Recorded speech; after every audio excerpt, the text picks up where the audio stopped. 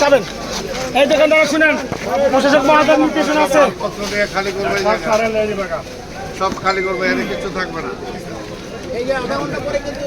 তাহলে সব এসে মালামাল নিয়ে যাবে, যার আগে নিজে সরাও। মাল নষ্ট হওয়ার আগে মাল সেভ করো, মাল সেভ করে